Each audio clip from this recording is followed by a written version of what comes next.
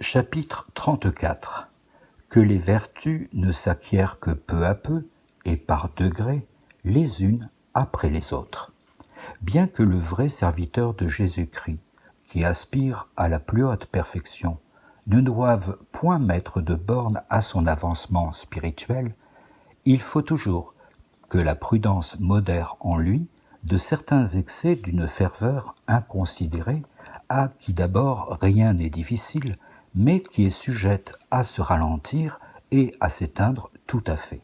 C'est pourquoi, outre ce qui a été dit de la manière de régler ces exercices extérieurs, il est bon de remarquer que les vertus extérieures s'acquièrent aussi peu à peu et qu'on y parvient par degrés. De cette sorte, on jette les fondements d'une solide et constante piété, et en peu de temps on gagne beaucoup. Ainsi, en matière de patience, ne prétendez pas pouvoir, tout d'un coup, désirer les croix et vous en réjouir. Il faut vous résoudre auparavant à passer par les degrés les plus bas de cette vertu. Suivant ce même principe, n'embrassez point tout à la fois toutes les vertus, ni même plusieurs ensemble. Attachez-vous à une seule et puis à une autre, si vous voulez que l'habitude s'enracine profondément et sans peine dans votre âme.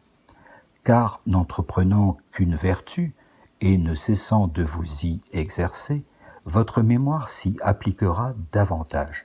Votre entendement, éclairé de la lumière céleste, inventera de nouveaux moyens et de nouvelles raisons pour vous la faire embrasser.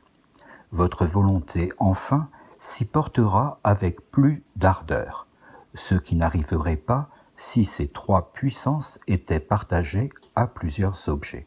D'ailleurs, les actes qu'il faut produire pour contracter l'habitude d'une vertu, n'ayant tous qu'un même but et cédant les uns les autres, en deviendront moins pénibles, et les derniers feront d'autant plus d'impression dans votre cœur qu'ils y trouveront les saintes dispositions que les premiers y auront laissées.